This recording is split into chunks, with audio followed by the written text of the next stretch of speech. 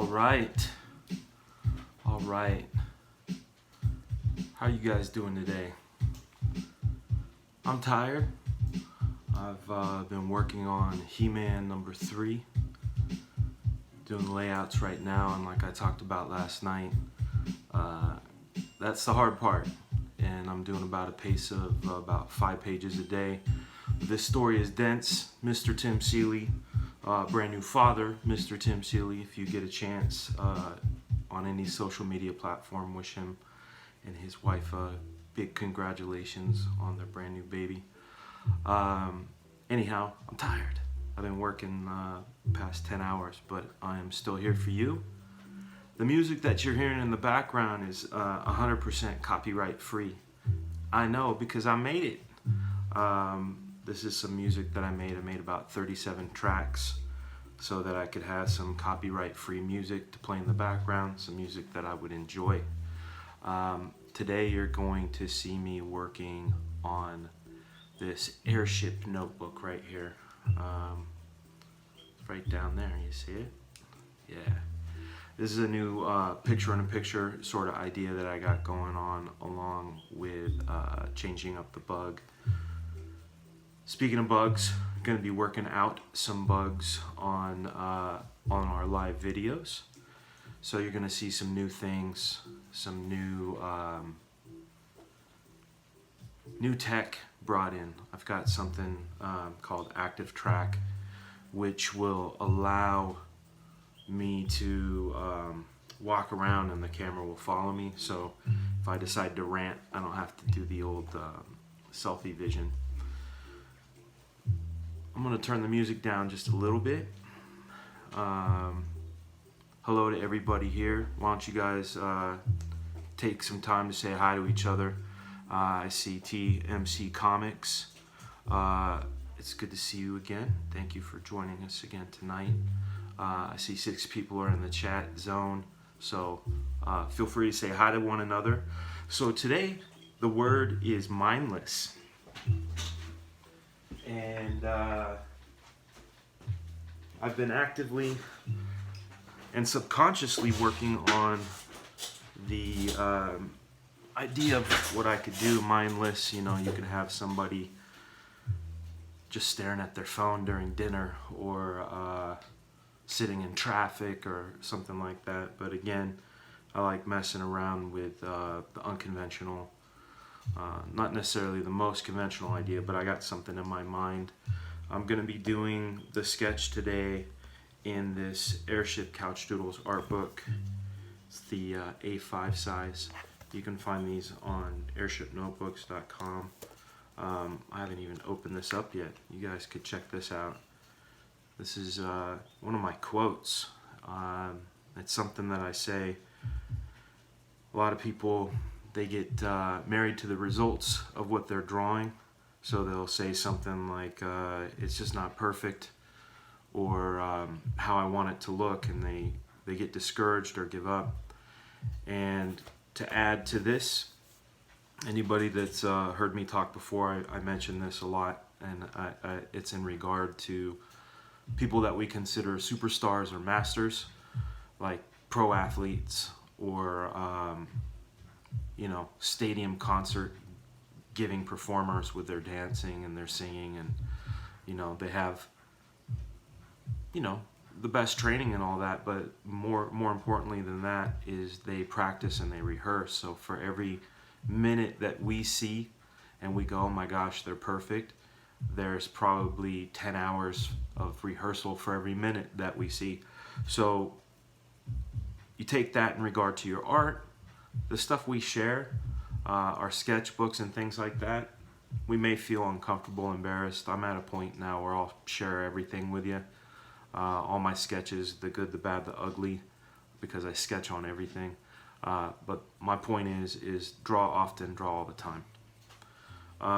Okay, so I think I'm going to leave this space here open and draw on one of these pages over here. So the thing is called Mindless, right? I've got what do you call it, a set of nibs here and a set of pens. So in my nibs, this is my actual inking nib set right here. I've got a variety of tips ranging from Japanese deleters, 102s, 103s, 101s, 100s, very popular 102, a Gillot 850, Gillot 659, which is a mapping point. And I keep all my ink in this guy here. So I don't dip my pen, I just squirt a little bit in there. I also get these alcohol swabs from Sam's Club, and I clean my nibs off after I'm using them. It keeps them nice and clean, and then I've got this hanky that I use to wipe stuff with. So I was thinking about doing a little bit of traditional Inktober with some traditional ink. So I'm grabbing this guy here.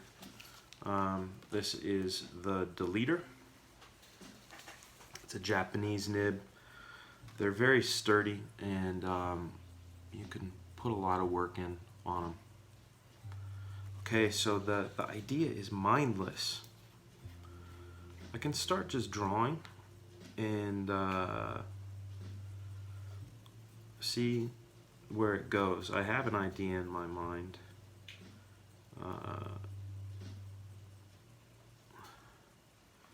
We'll just see if I can execute it.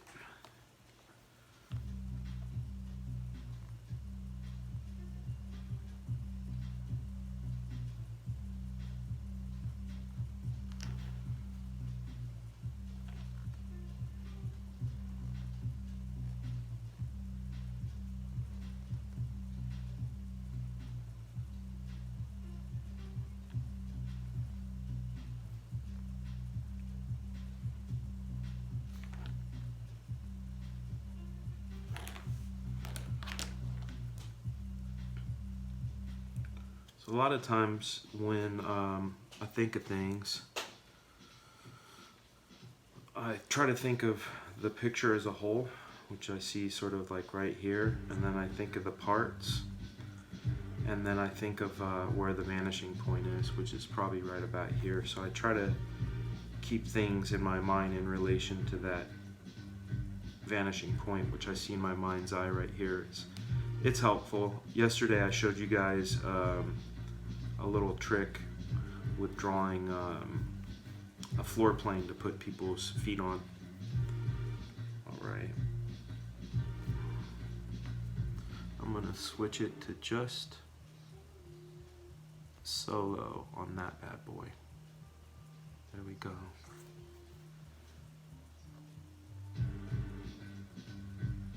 Oh, this is the only piece of music in this whole batch that is, I would almost call it a remix.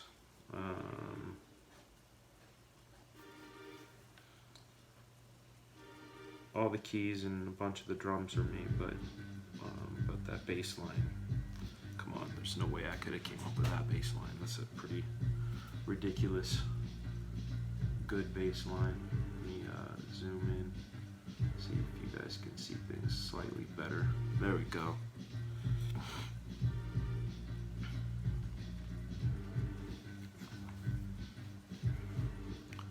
What's up, Marcus? Oh yeah, the 102 and the Windsor Series 7, number 2 and number 3 are legendary. I've never really been able to get a hang of the 102 a lot like a lot of other guys do.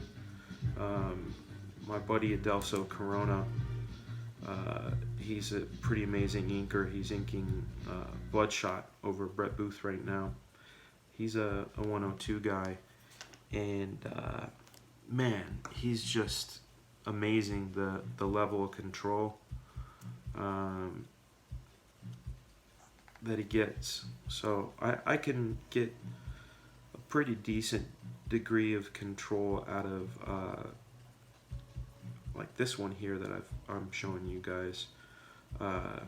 This is a deleter, just like the word delete, like when you erase something. You can find them on. I usually get mine on eBay actually. Now that I think about it. And I rarely use physical brushes, and the reason why is they require a good deal of care. You gotta really make sure you're taking good care of them. You know.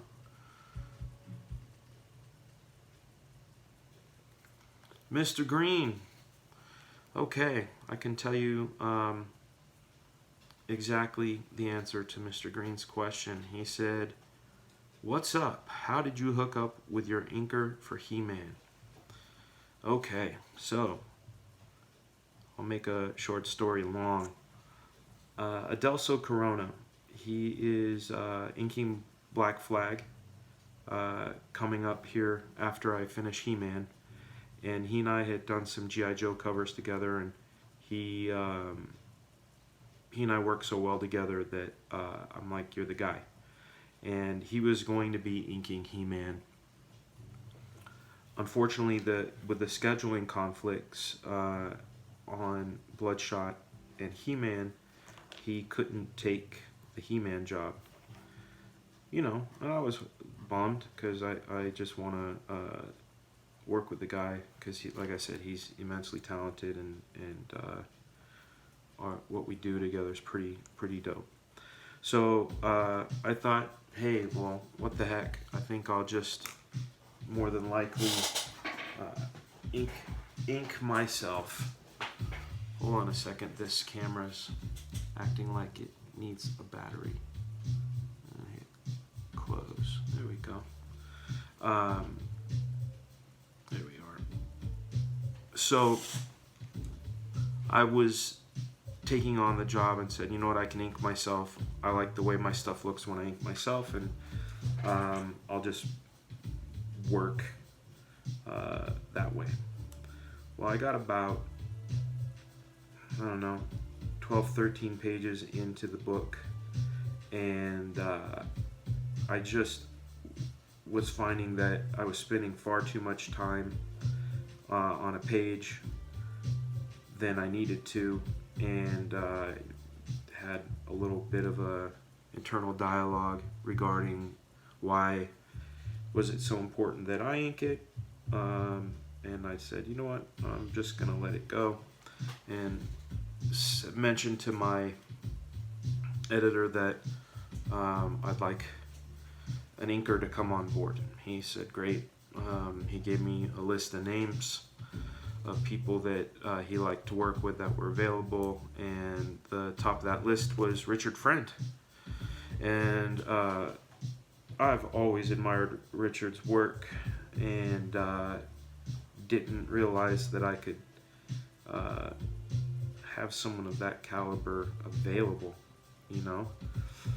So I asked if I could go with Richard, and begged him essentially to come on board, and he came on board.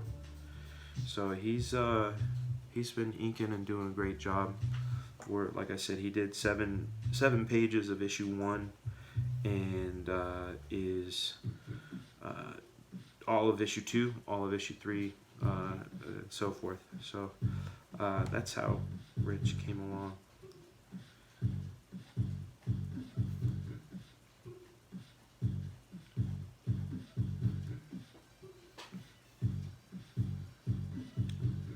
All right.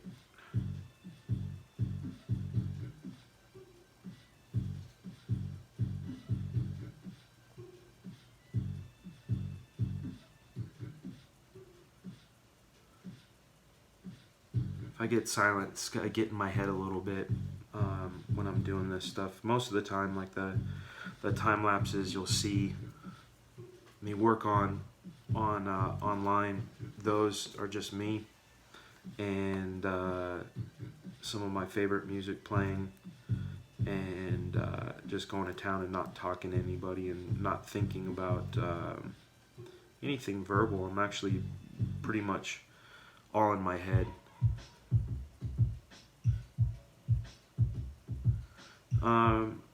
This question comes from Mr. Blast Shield.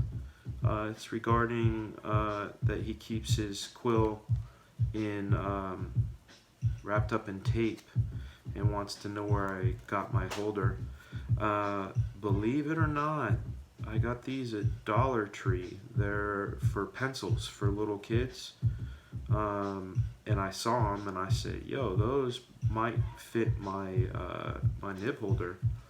And surely they did. And you know, a pack of 12 costs like $1. And I'll tell you, it saves my hand. I don't know if you can see this. That's with pads. I hold things pretty tight. But yeah, this finger's been like this for 30 something years. Kind of gnarly. So anyway, Dollar Tree, man. Dollar Tree. That place and Five Below are kind of magical.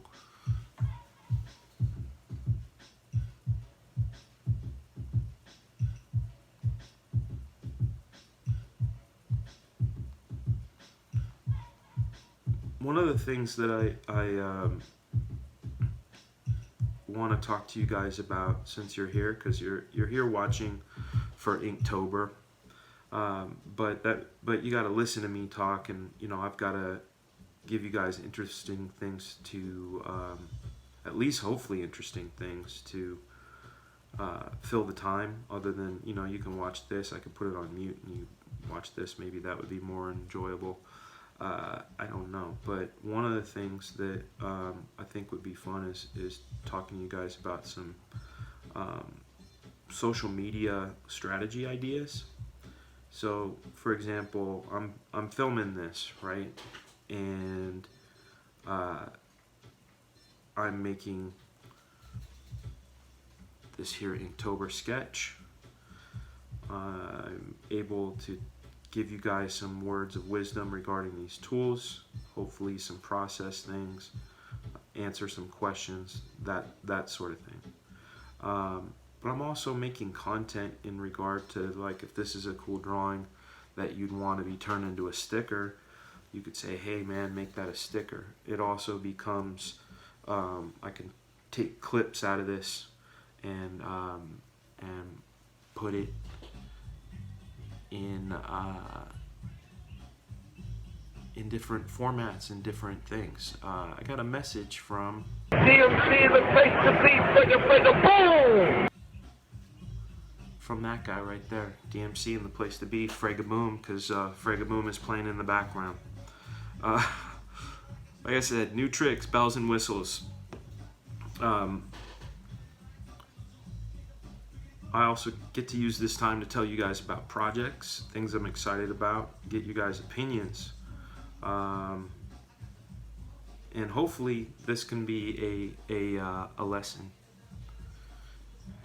Hopefully this can be some sort of lesson in how you can work your artwork, right? You know, I get a lot of DMs, especially on Instagram. Instagram seems to be the place for the most questions asked, and it's a place where I answer a lot of questions, and hopefully I can do the same here on YouTube. But a lot of the questions are, how do you get good at, you know, fill in the blank? And I'll go, oh, you know what, there's no real magic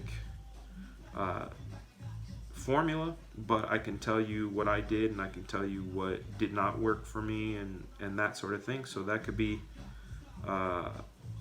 helpful. But the things I can give definite answers on are things like, how do I get my artwork out there? What's good? What's good for a portfolio? Like if you're gonna do try to get a job in comics, or what's a good portfolio piece for being a storyboard artist?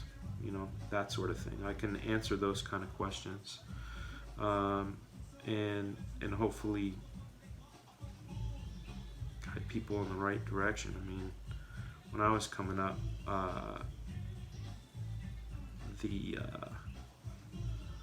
sorry, my brain, I'm processing visuals.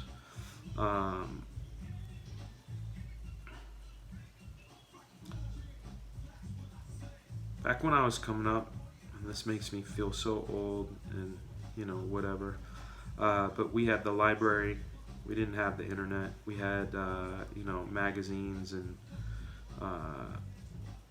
books and microfiche and old things like that. And there were a select few amount of books that we could go to, and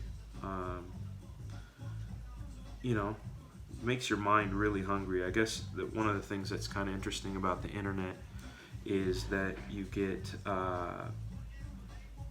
you have all these options to find your ideas. And this is the example that I give. I say, if I put 5 movies in front of you and said, "Hey, pick something to watch," and I go, "Here are the 5 that you can pick from."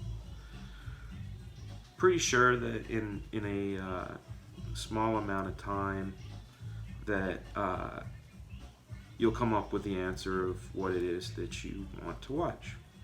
Now, if I put you in front of a wall of, say, 100 DVDs and said, "Okay, now pick a movie now," all of a sudden the time it takes to make a decision or come up with a verdict, opinion, whatever on anything slows down to a crawl. And I feel like sometimes the internet can be that way, and that's why it's good to have someone create almost like playlists in a way of knowledge database, you know. Like if I said, "Hey, you want to learn anatomy, don't bother with these unless you're looking to do ABC. If you want a good grasp of things, this is what you look at. These are the tools you buy. Don't waste your time with XYZ paper." Those sort of things I hope to be of some value, because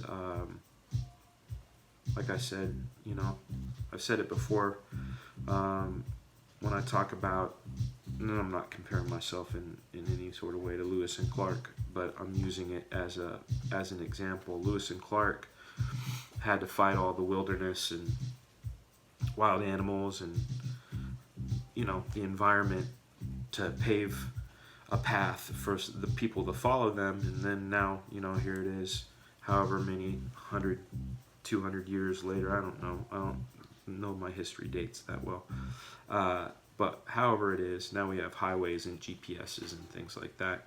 So anyhow, what I'm saying is, I've Lewis and Clark'd a lot of shit. I've tried a lot of tools, seen a lot of tools make promises, and tried them myself and just had horrible time. All right, so I'm trying out some blend techniques right here to create form and light, right? So far I've been kind of linear. I don't know if you can tell what I'm drawing. That's a hand, obviously, and that's a brain. This is a chest plate. This is a shoulder. This is part of a neck. The face part will go here.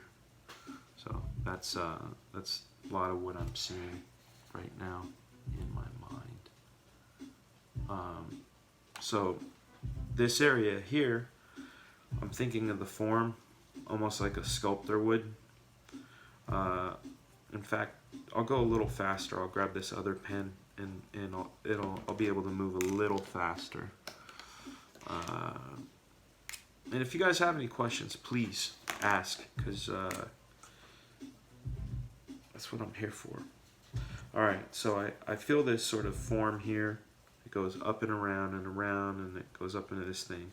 I have a couple of options in my head. I can keep it kind of like quilted and a little cleaner sci-fi, or I can go in and kind of bulk it out, make it unrealistic but cool looking. I'm gonna err on the side of unrealistic but cool looking. And if any of you guys are beverage consumers, I'm having a bourbon tonight, so enjoy yourselves. Take a sip of whatever it is you drink, whether it's water, milk, tea, Pepsi, Coke, Mountain Dew, Bang, Muscle Milk. That shit always makes me laugh. Alright. Unruly. So again, I'm thinking about form. That vanishing point is here. And a lot of times with tech, one of my favorite shapes to play with in tech is the cylindrical one. Because it says a lot. It gives a lot of information that about direction of things. So if I put a smaller cylinder here, and I try to keep in mind that this wrist is wrapping around,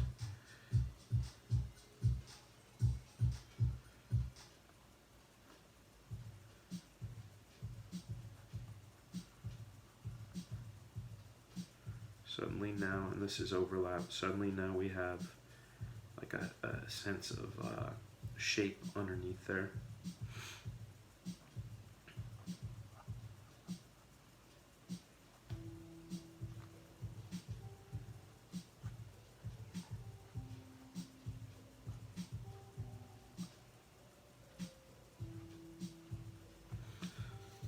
Alright, so here's some big shapes.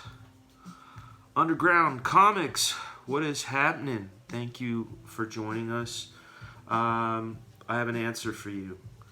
The answer is I do. I do have a creator-owned project that I am working on. It is the return of a comic that I did back in 1994 and 1995. It was called Black Flag, and it features several characters that I enjoy drawing. With anything that I create, what I try to do is I try to make things that that I want to work on, things that excite me to draw. And you know, the thing about Black Flag is it's got a soldier or a paramilitary type. It's got a tech type who's a beautiful, intelligent woman. It's got an alien that can get into those crazy sort of McFarlane-like poses, and he's got like a goop about him, kind of like a Venom. So I get to satisfy that part of myself when I'm drawing. I can pull it out actually. Let me grab a copy for you so you can see what I'm talking about. So this is Black Flag right here. This is our paramilitary guy. There's our girl. First appearance of Rascal, the alien, is right here. That shrine, we don't talk much about him. And in the way back in the shadows is Raiden. And he's like my mystical, metaphysical character that allows me to draw sort of psychedelic, crazy stuff. So again, that's what I'm working on after I'm done with He-Man. Looks like the focus went out on that. On those comics, I'm just seeing that now. That's how far behind I am delay-wise. All right, let's see here. Let's keep this going. But yeah, Black Flag. I'm gonna be. I'm not sure how I am going to crowdfund it. I might do Kickstarter. I might do Indiegogo. I might do both. I'm not really sure how to do it. The new one, thank you, Underground Comics. The new one will launch. I wanted to launch the campaign in November, but the fact of the matter is He-Man is taking up a lot of my time, and I don't want to half-ass it, and I don't want to divide my time, because if I divide my time and just do, you know, a little of my time on Black Flag, all of a sudden I'm only giving it a little bit of time, and then I'm taking time away from He-Man, etc. So sorry. Answer, I finish up He-Man in January, which means I can start working on Black Flag. Immediately following that, I will probably have some preview pages in the campaign, plus a cover. I've got my cover inkers lined up for the book, for the campaign. Ben L, where will the new one launch? Ethan Skates, what's up, man? Where will the new one launch? Indiegogo or publisher route? Todd McFarlane offered for me to bring it back to Image, and I respectfully declined because I want to be able to experiment in any way that I can, especially with this new landscape of comicdom. You know, I'm finding that a book that I worked really hard on, The Grave, I went through a publisher, an amazing publisher, and they gave me full support, but just getting the word out to the fans and that sort of thing, we did really incredibly low numbers, which, you know, still has a good side to it. But with something like Black Flag, I said, you know, why don't I try that route? In fact, the guy who put it in my head is in this chat right now, Mr. Michael Green. He said, why don't you do this? And I always thought of that sort of thing as what you do if you can't get a publisher, and I was wrong. You know, I see guys doing it and their fans being very happy, and so what I want to do is get at least this project directly to the fans. It'll be my love letter to 90s comics, love letter to all the things I enjoy drawing, plus some really fun surprises and new directions and some really cool surprises. And then the next project after that, I have a daughter. I have two daughters, two sons too, but I have a daughter who loves big underscore loves graphic novels. Of course, she likes the ones like Smile and Guts and Sisters and Ghosts and all those. But she just loves them, and I have this concept that I've been working on for a long time called Switch, and it's kind of tailored for someone like my daughter. So I think my next project is after Black Flag will be that, and then the next project after that will be the sequel / can't tell you anything else to Black Flag.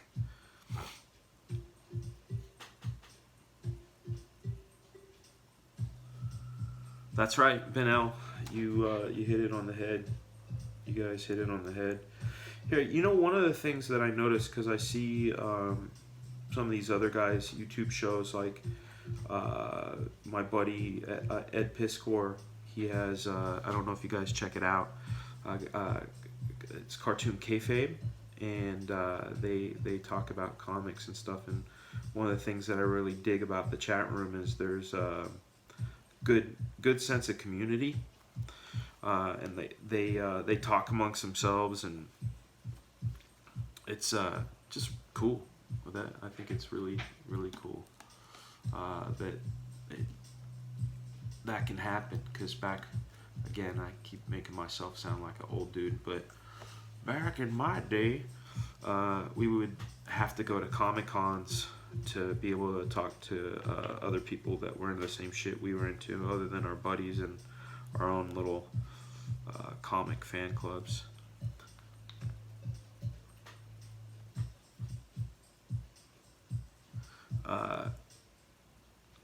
Thank you, Ethan. That was very kind.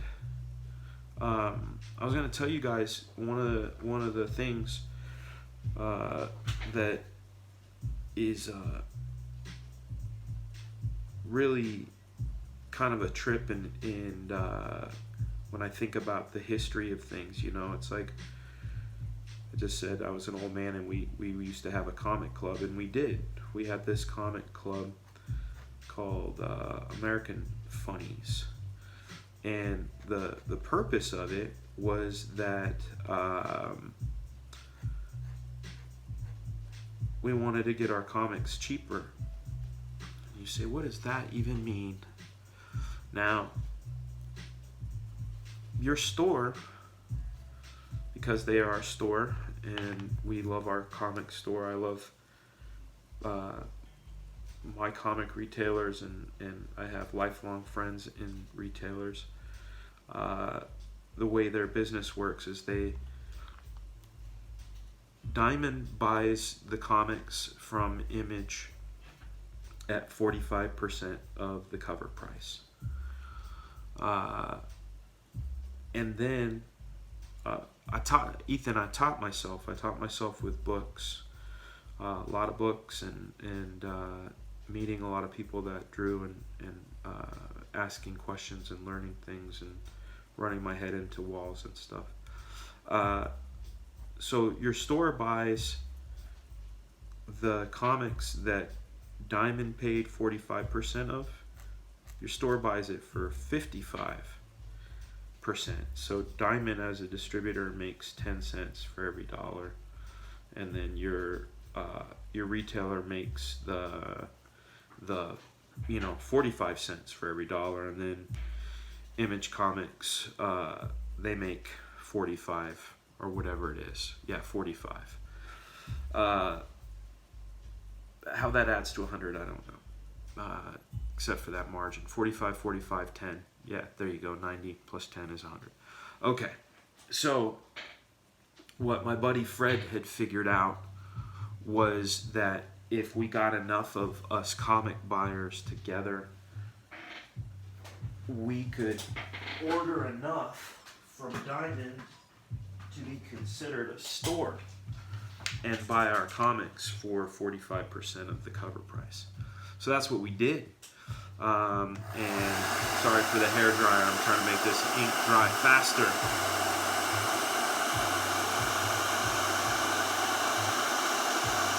Got myself into a little pickle.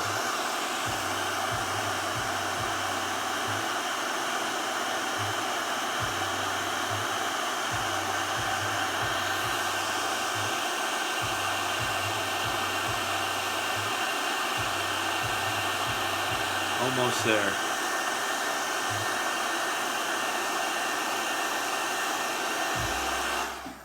What's up, Mr. Wright? How are you, sir?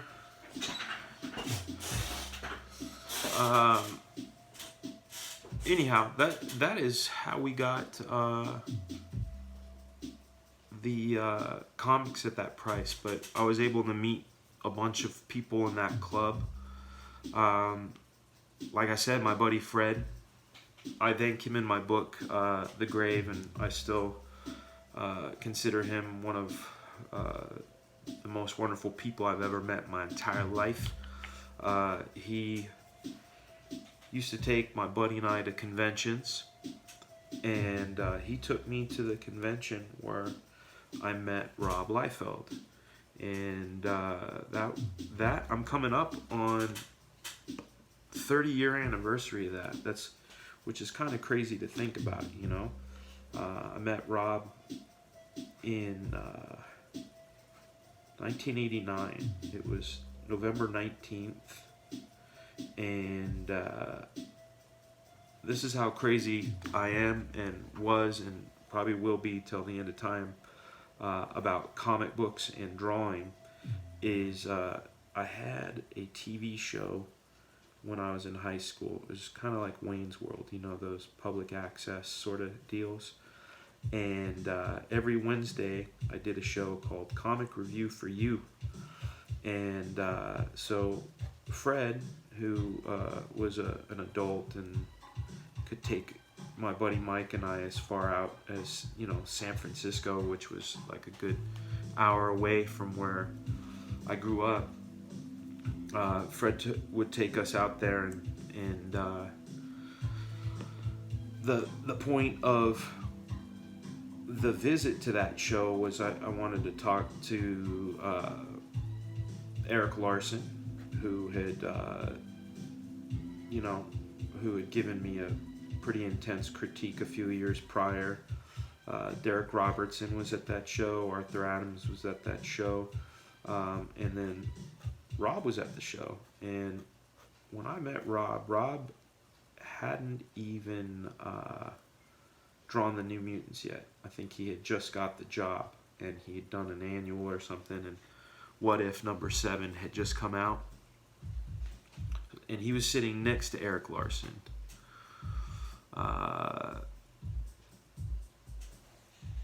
What's up, Death Dealer Zero? Yeah, man. I know Ethan. I know Mike. I don't know John. I don't know Doug. I know of them. I know that Doug's at Earthworm Jim, and Malin was the Jawbreaker guy, but I don't personally know them. I've known Ethan going on almost 21 years. What up, Joel? It's good to see you, man. It's been a long time. Yeah, I've known Ethan for almost 20. Yeah, I mean, it's been 21 years. I met him back in '98. I've known Mike for even longer, because he was at Wildstorm while I was at Extreme. So those guys, I've known them quite a long time. Yeah, hold on. Getting my brain back on track. Okay, Ethan, you had a great question regarding trying to get into comic book drawing. You'll have to go ahead and buy a few books that can help. Any suggestions? Yes, I have suggestions. There's the obvious one of How to Draw Comics the Marvel Way, which is a really good book, a lot of solid foundations.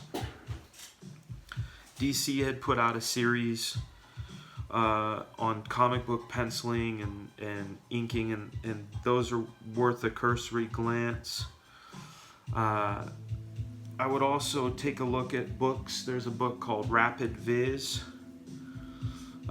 There's another book, I don't remember who Rapid Viz was written by, but there's another one called The Visual Story, and it's by a guy named Bruce Block, and he talks mostly about filmic principles in storytelling, but he also talks about things like depth cues and other things that help communicate ideas in film. And one of the things that, like, I had said this yesterday, and I said that comics are different than film, but there is a lot, the Venn diagram where the circles overlap. There is a great deal of overlap in film and comics regarding shot composition, juxtaposition of ideas, things like that. So those can really be learned. And as far as visualization, I'll be given, maybe that's what I'll do as part of the contest. I have this system called the free flow drawing system, and it's what you've seen me do right now, where I'm just drawing out of my head.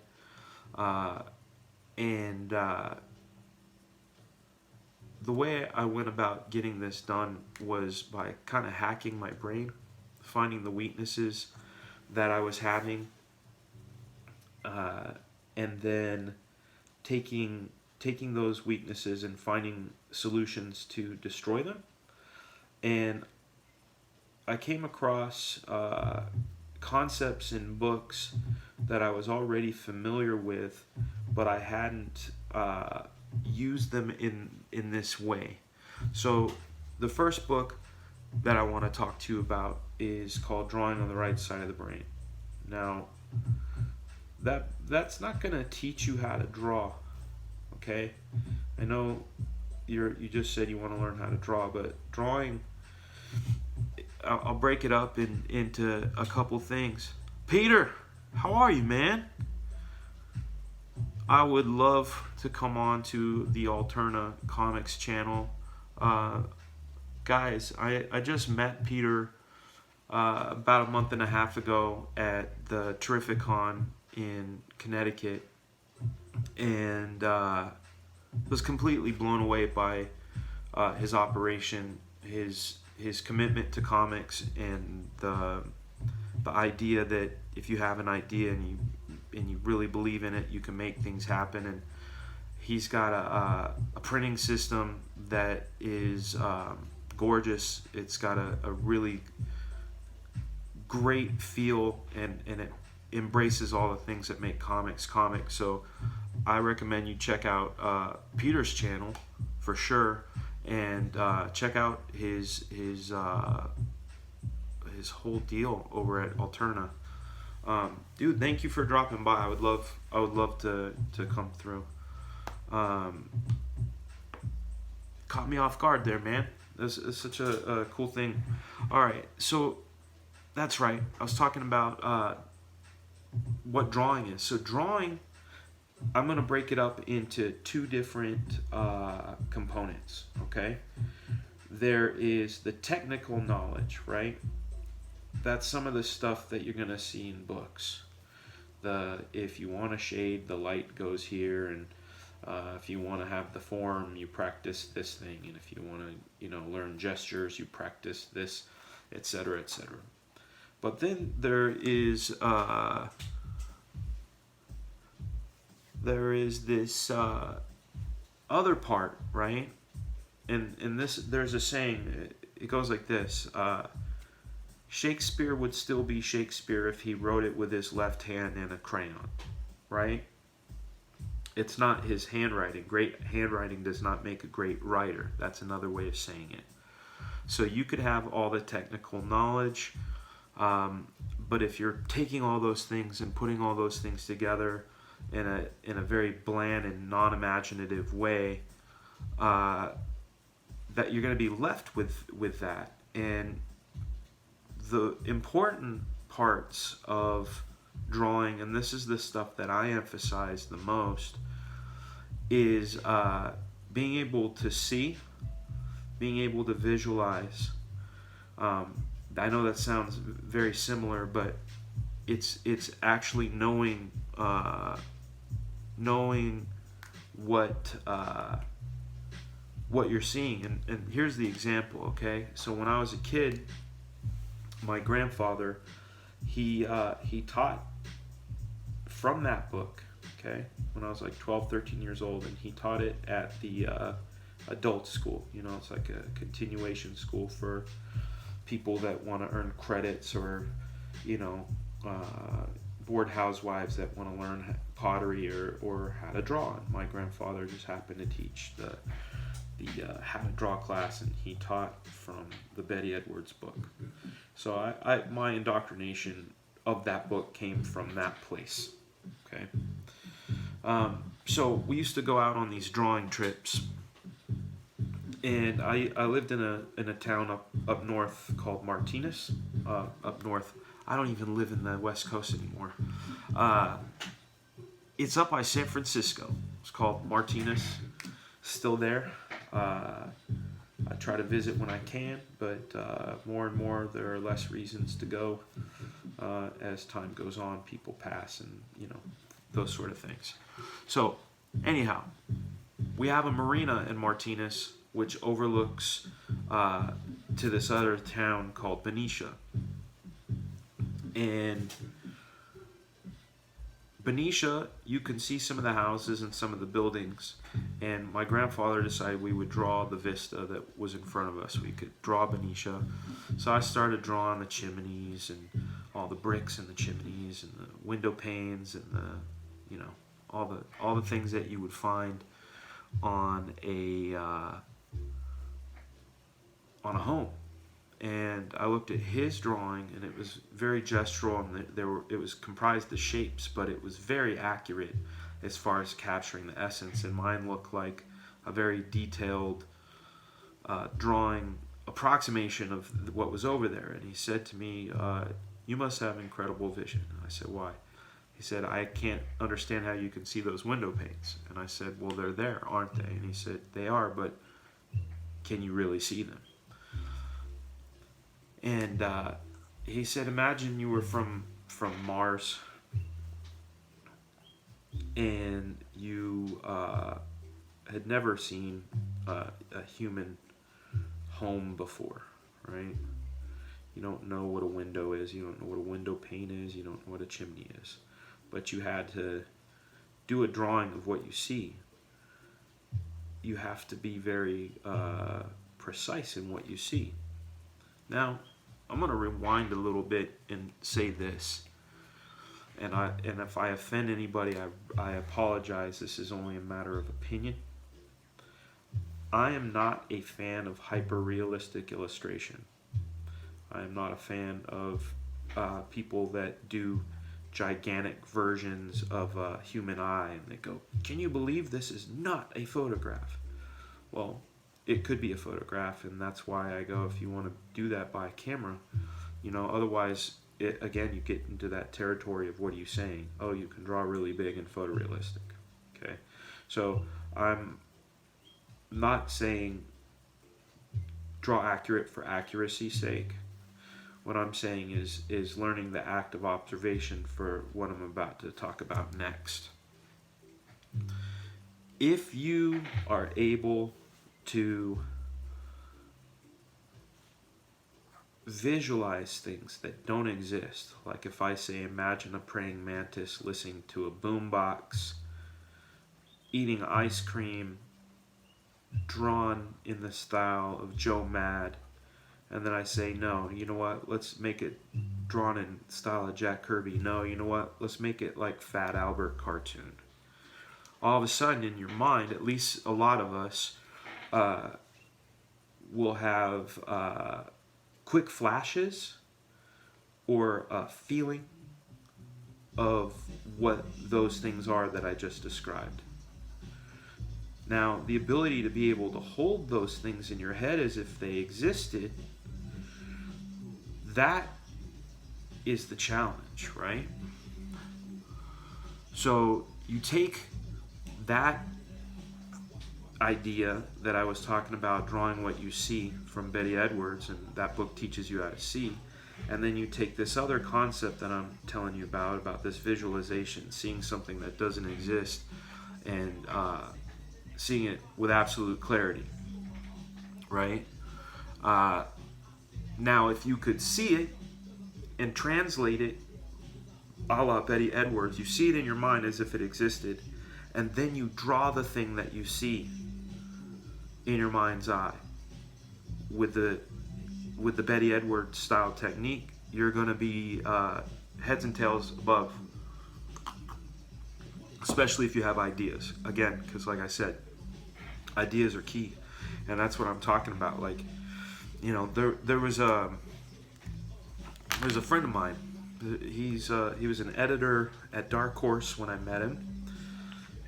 Then he was over at DC and Oni Press, a guy named Bob Schreck. And every time I'd see Bob and I'd show him my portfolio, and I started showing him my portfolio back in when I was like 14, 15 years old, so long time. And whenever I'd show him my portfolio, he'd go, "You're getting better, but you need to be drawing French fries in the rain." Like, French fries in the rain? What the fuck are you talking about? Like, I don't, French fries in the rain, what's that got to do with big bullets and and perspective and blah blah blah? He goes, "You'll find out when you do it." Anyway, long story short, what he was trying to get me to do is think about French fries and the texture of French fries and the grease of French fries and how water would interact with that grease and how it would bubble off and some of the things would splash and those sort of things. And that's not a level a lot of people are thinking at. They're thinking like, I can draw some French fries, but they're not. Like, I think the very first time, what up, No Name? Very first time I ever really thought about what he had said, I was already a professional by then for 10 years. And I was working on this Black Panther comic book. And I had drawn a dude with a gun to his cheek. And for most of my career, and even when I was a kid, the way I would do that is just put the gun up against the cheek and that's that. But I wouldn't really consider like the concept that like, oh, when it's pressed up against the cheek, the fat of the cheek gets squished and like, which pushes it up into his eye, which makes his eye squint. And if he's grimacing from the pain, this part of his brow is going to get furrowed. And I started thinking about cause and effect. And what that comes from is a kind of line of thinking, right?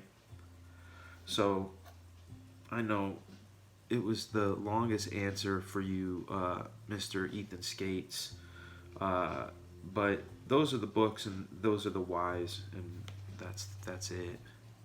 I tend to just draw doodles and stuff like that until something comes together. I definitely understand where you're coming from about imagining the drawing before you have it on paper.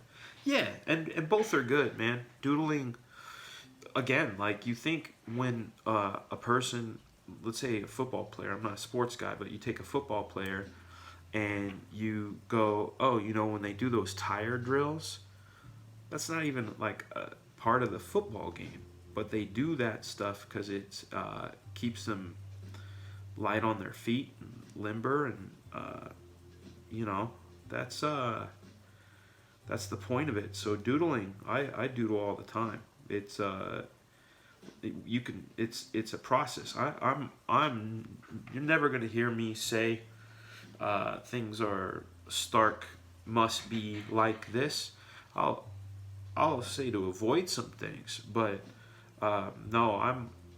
In fact, when if you ever watch some of the other videos that are on my YouTube channel, you'll notice like some special effects and sound effects and things like that. And if someone said, "Hey man, what app do you use?" My truthful answer is I use 4 apps. I think of it a certain way. I do this part in a procedural way. I know that I want this end result, so I'm going to shoot this piece. I'm going to take it into this. I'm going to do that effect. I'm going to take it back into this one, add this text, then layer the effect on top of that, take it out of that, do final mix and sound in this app. And when I think of things in that way, I realize that there's no limitations. We don't have any limits when we get to the point where we're using everything.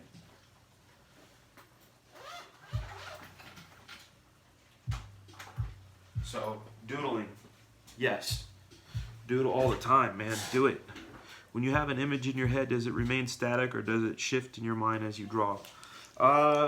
It depends. I mean, I will purposely shift things in my mind like options. You see that sort of thing on TV shows, like try this, no, shift that out, this dress, not that dress, that hairstyle,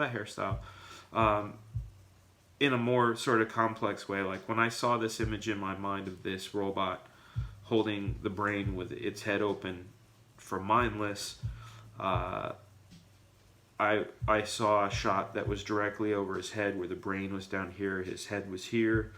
I moved my camera over profile where it was very like a real clear silhouette, and I thought, nah, that's kind of boring. You know, Donnie, thumb and fist. My man, how are you? I didn't do any freestyles yet. I don't know if I can freestyle and draw. I haven't really tried it before. I can, you know, they're very similarly function things. You know, very similarly function things. So freestyle, like what I was just talking about shifting things in your mind and that sort of thing, is thinking about word options, you know, and changing those word options. They're almost the same. Like some people that have been around for a while will know that I have 2 Instagram accounts, and especially in 2014 and 2015, I was doing a freestyle, a comic book panel, and a sketch every day, and one fed into the other. I found it's kind of like putting train track down before the train, right before the train crosses it, but you're also looking up ahead and going, do I want to go right, do I want to go left? If I go right, things will be all right. If I go left, I don't know, you know. So sometimes you take the risks and whatever, but same way with drawing, you know. You have at least when I picture in my mind, I have options. And if I think of things almost like when you run filters on something. Like let's say this was Instagram, and I think about light coming from this direction, or I want it to be faded or aged, or I want it to be black and white. I think of like what this would look like in color. What would it look like with Jim Cameron lighting of, you know, like red coming from this direction with a blue rim light here with a little bit of orange underlight, or moving those lights around so it's hard silhouette and we only see the edges. I'm running all those options in my head. Ethan says, I save about almost all of the doodles I do. I eventually want to turn this into something big, but I'm only just starting out. Watching the stream and following Instagram helps with inspo. That makes me happy, man. You know, I found my inspiration in people that I really wasn't able to communicate with. I was fortunate enough to meet and become friends with some of those people over time, but back when, you know, when I was coming up, we had something called Comic Scene, Comic Buyer's Guide, and Wizard wasn't even out. Like Wizard came out right as I was becoming a pro. So Wizard, I've never really viewed Wizard from the lens of anything but a pro, which is a really different thing. That's kind of a trip. Kind of a trip to think about. Donnie, there's some Fregaboom playing in the background.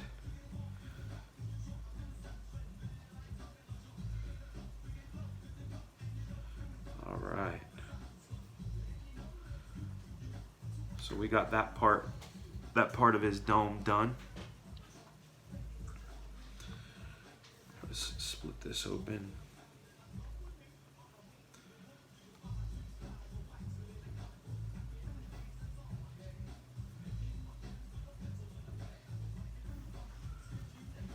Tilt this up again.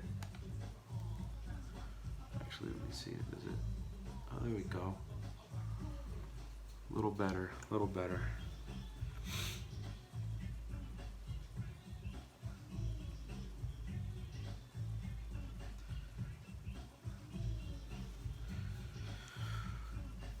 Here's one of the things that I'm going to try to do too, guys, once Inktober is all over and all that, is start doing some more of this drawing, but do a little more sort of constructive stuff. Like I can talk to you about what I'm thinking here with these sort of noodles coming up and out of his head. I'm going to do some overlapping and some interwinding and stuff. And it's to create the illusion of depth, but the thing is you have to listen to Art Adams for a second. Hi, this is Arthur Adams. You're watching the Couch Doodle Show, and I will not say fragaboom. There you go. That's my man Arthur. Here's another bumper.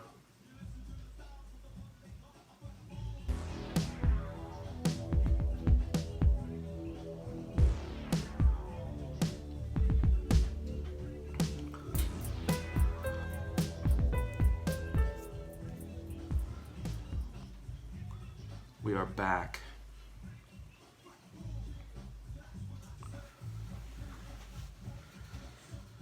I'm happy to answer any questions. Joel, you're already jumping in on day 3. Man, my whole focus for the first part of my day is making sure that my 7-month-old daughter is doing great. Right now my kids are on vacation, making sure they're doing great. And then I jump into He-Man. Also, like I said before, I storyboard television shows as well. So sometimes my days end up being 16-hour days. Short end, they're usually around 8 to 10. And right now, you know, I'm trying to at least give you guys an hour a day on live, and hopefully set a habit with Inktober, you know, trying to get all 31 days on this go around, and hopefully make a habit of it and start putting out more of the content. What up, Art Dust guy?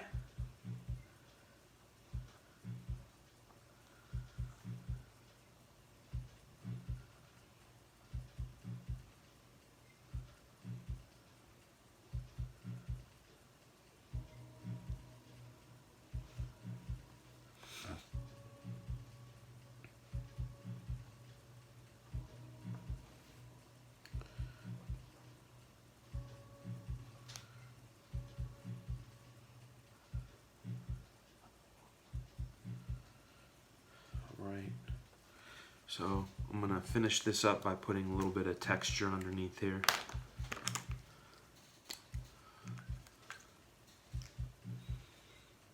So actually I'm gonna teach you guys right now. So I'm gonna do this sort of light fade where you see it all the time. It almost looks like smoke. And the way I accomplish it is not only line thickness, but also how much of the line you see.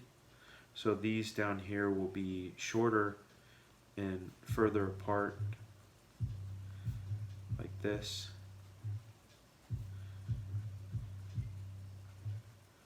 Right. Thank you, Art Dust guy. Thank you very much for the kind words. Please, if you want to see more, drop us a line. Tell us what you'd like to see more of, and also share the shit out of this thing, man. I want to be able to do more of these more often, and hopefully bring some good content your way. I don't want to say wholesome, because I don't want to go that far and say I'm a wholesome dude, because I'm not. I'm drinking bourbon on my channel. Come on. So as you can see here, light, thin, darker, well, short, darker, longer,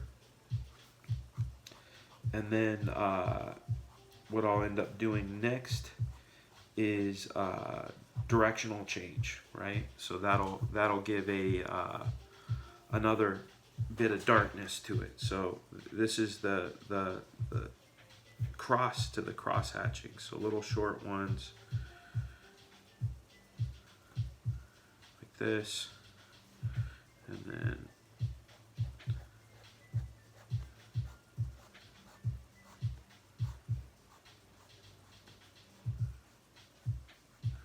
again, I shorten them out as I get out here, longer,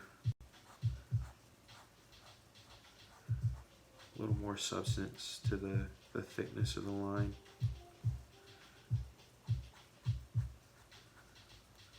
Like that. Then last I'll hit it with a brush to get some of those abstract shapes out of it.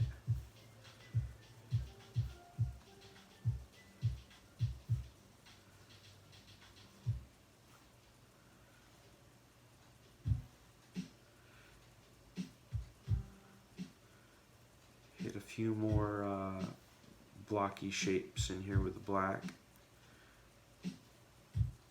Do what I can to capture the essence of the thing that I saw in my head. There we go.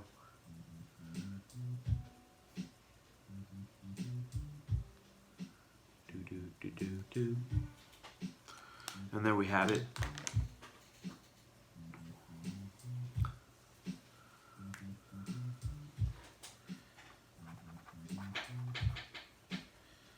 Today is the 2nd. Mindless.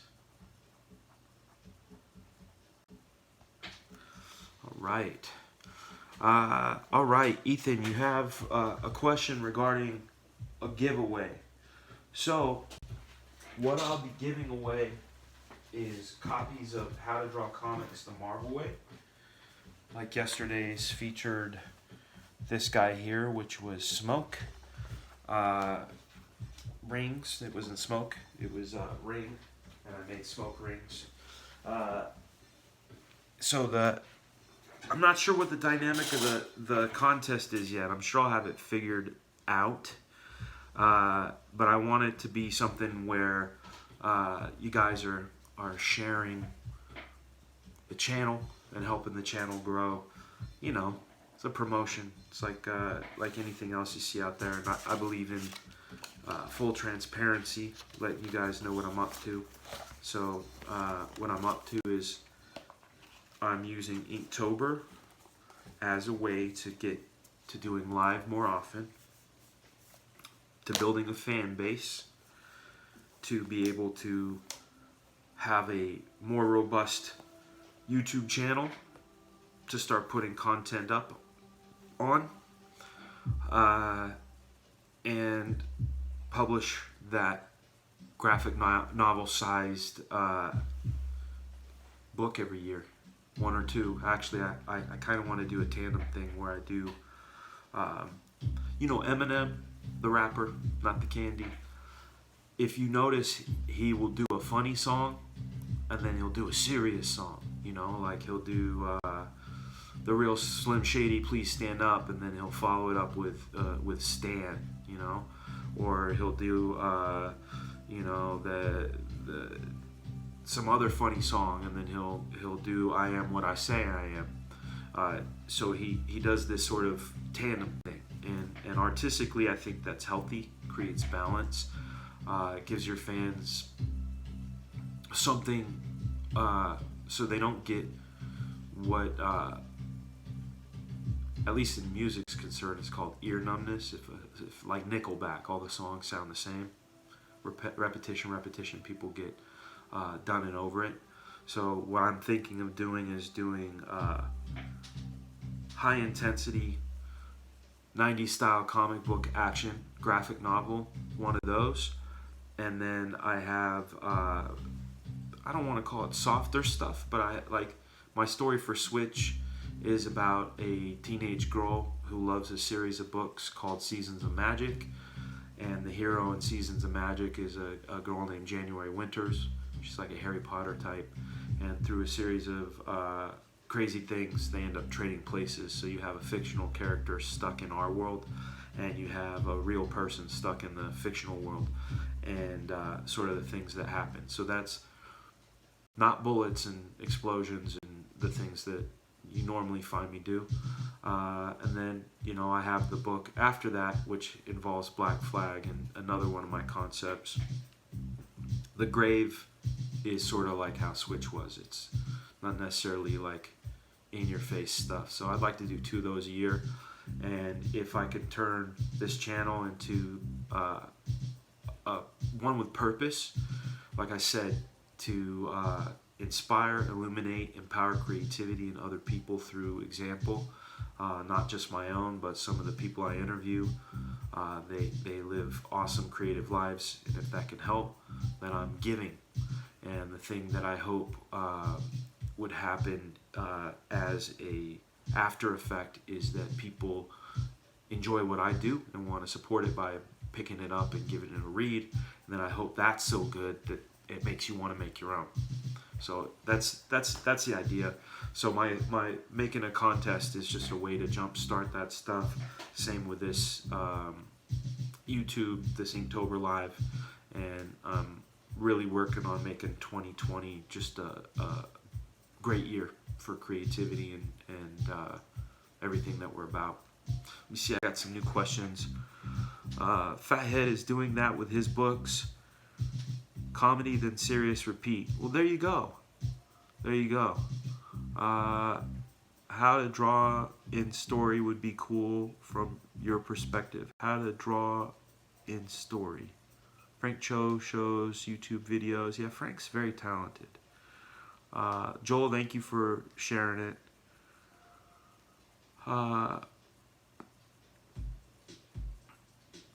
Yeah, man. Argos, what you had said about giving away the How to Draw Comics Marvel Way. Sorry, I see myself squinting right now. You guys are about maybe 20 seconds behind, so I need to squint to see little lettering. I'll show you how far behind we are. You want to see it? Look. Oh, this way. See, there's me squinting and looking.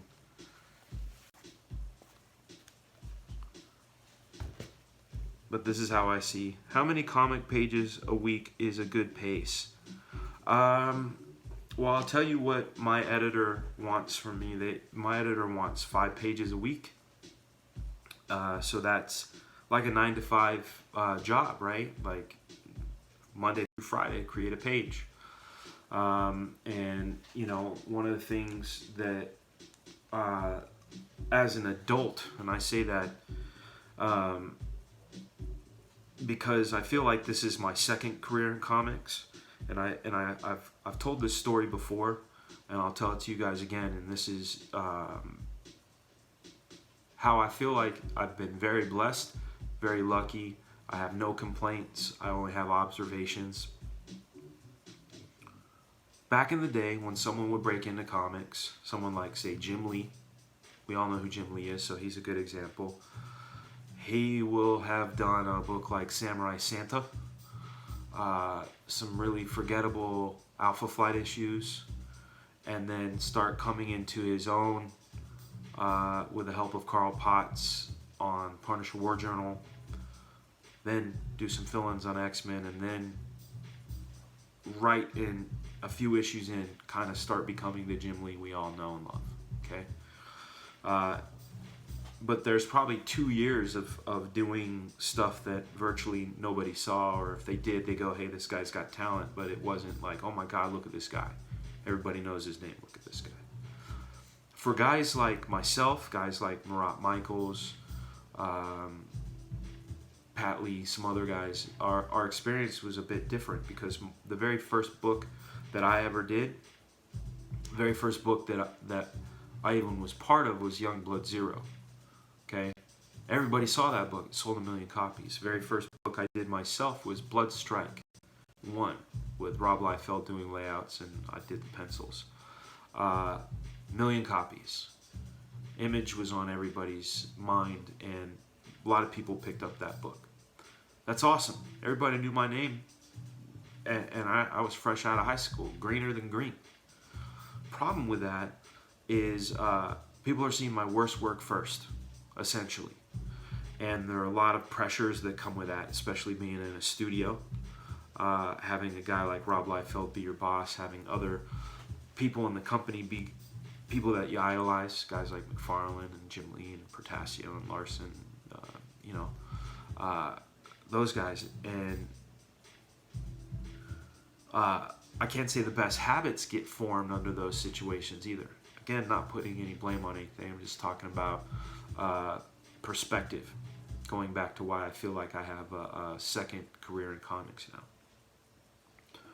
When I left comics in 2002, I had gotten myself into a place where I hated it. I hated drawing comics. I was spending, 12, 16 hours a day detailing the heck out of stuff, only getting maybe 3 to 4 pages done a week, having my editors mad all the time, seeing other people around me be successful, and feeling like I sucked, and really being my own worst enemy. Okay, so then changing careers, going into storyboarding, I found a really nice safe haven in storyboarding, because I could learn the craft of storytelling better without sort of the pressure of an audience.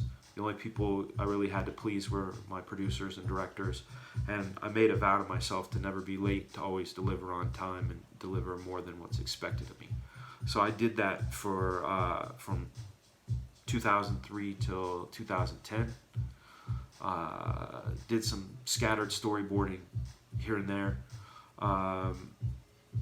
Did some movies, Transporter 2, The Fighter, the Fantastic Four 2, some bad ones.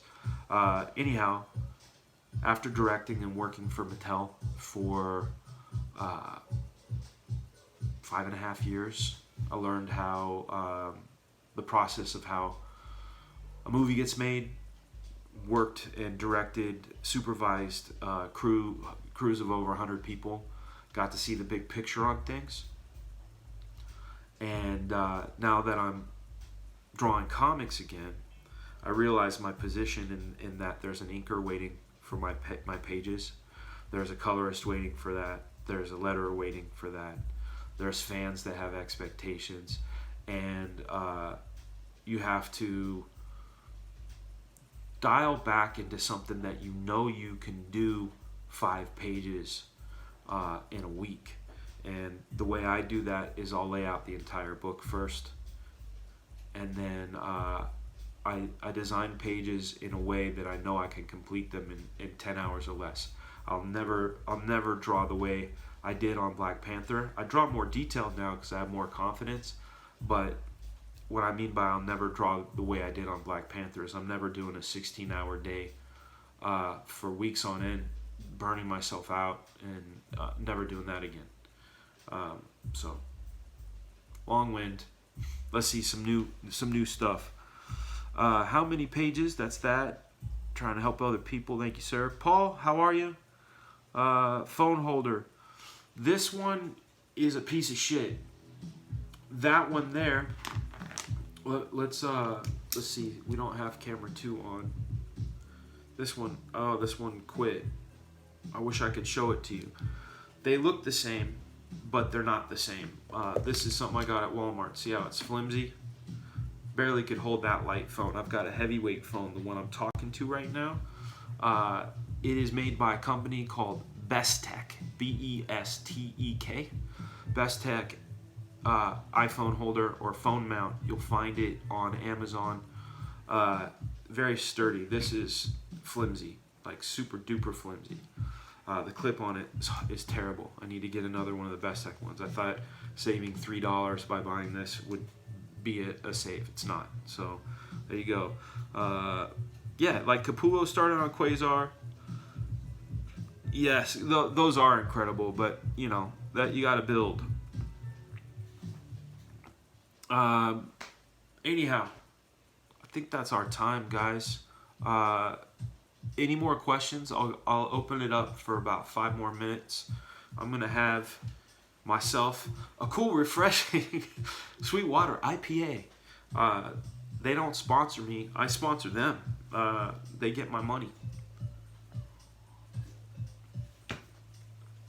And this is for messages. That was a message for people that are over 21 or whatever country you're in, the drinking age.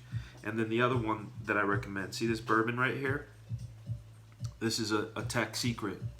If you go to deepsouthbarrels.com and buy yourself a little barrel, you can take a relatively crap whiskey and in 5 weeks have some of the smoothest stuff you've ever had in your life.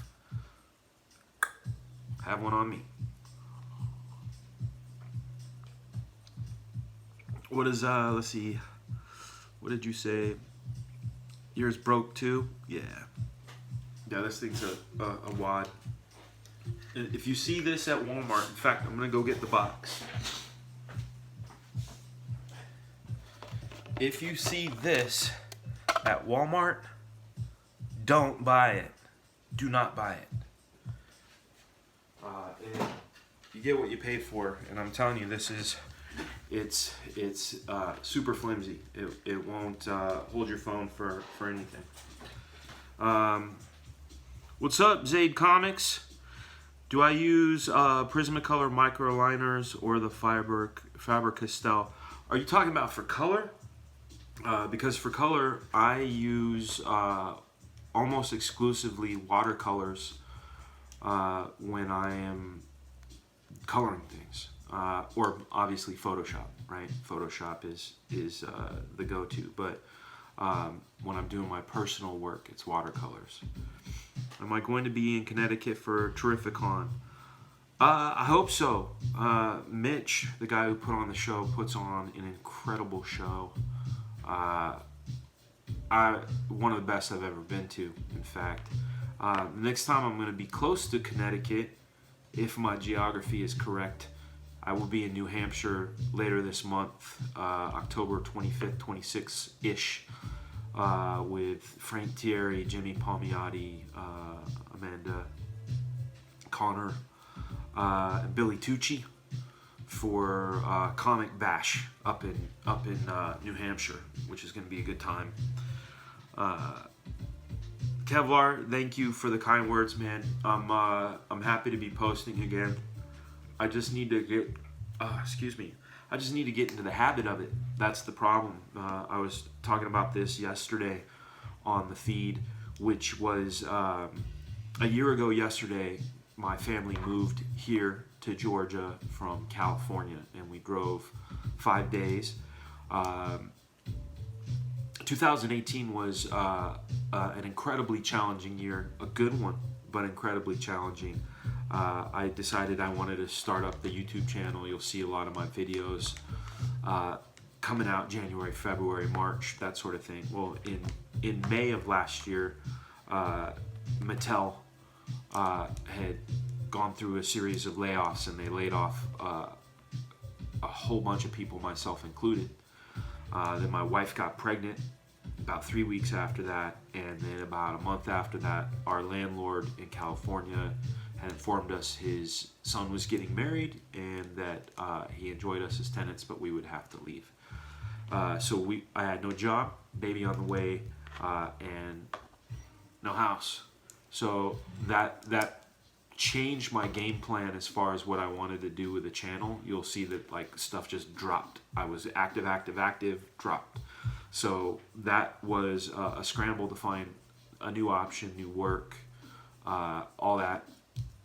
I decided after some discussions and some ideas from the wife that coming out here to Georgia would be the best bet. A lot of work here for storyboard guys. I had some very good friends, kind people out here that told productions about me and got me started as soon as we got here. And so I just hit the ground running. Like I said, working on legacies. If you see American Saga on Hulu, it's the Wu-Tang Clan story. I storyboarded the first 2 episodes of that. There's a new series called C for the Apple streaming service. I worked on an episode of that. Work on Tales for BET. Work on Doom Patrol. And I work on He-Man. So I'm drawing all the time. Drawing. And but really wanting to get this channel up and going. I've recorded 24 interviews. I've got so many people. If some of you guys had seen the promos, they're, my first interviews, Kim Jong-gi, then Hyejin Kim, Neil Adams, Joseph Kahn, Rob Liefeld, Carl Potts, Larry Hama, Dennis Cowan, Matt Chakowski, Emily Kelly, Steve Humbleby, Dave Johnson, Coley Hamner, Freddie Williams, Brian Murray. I can keep going. So I got all those interviews done, but I just didn't have the opportunity to do it. So again, this Inktober was a perfect jump off excuse for me to get back into it. It's difficult. Like I said, I put in full almost 10 hours today on He-Man issue 3, laying out the book, and got to get it going. And I'll be working on Doom Patrol probably this weekend for their second season. So I'm a busy dude, but I'm gonna do everything I can to at least, like I said, squeeze in at least an hour for Inktober. And if I can do that for 31 days, that means I can do it at least once a week after that, and then I can start cutting those interviews and get this thing going proper. Let's see, any more questions? Brush pen. Oh, you're talking about the brush pen stuff. Yeah, those are good. Yeah. 13 years ago, yeah, we do persevere. We have to. That's what we got to do, I have myself plus 6 now that depend on me. Like I said, I got my stepson, my daughter, my youngest son, my baby daughter who's 7 months, my wife, and my mother-in-law. Gotta always be doing that. So I'm still a happy dude.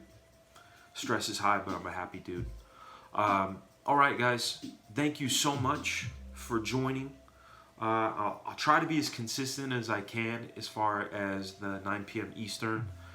Can't promise anything on weekends as far as what time.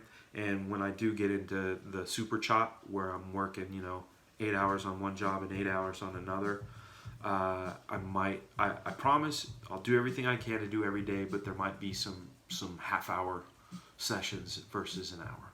But thank you so much for having me, guys. Thanks for joining. Share the word. Get it out there. If people like drawing, people want to learn. That's what I'm here for. Not really into controversy. We can talk controversial topics if you want. I know it's a popular thing out there. I have my opinions. But for the most part, I like everybody. Talk to you guys soon. Be well. Let's go out with DMC. DMC, the place to be, boom!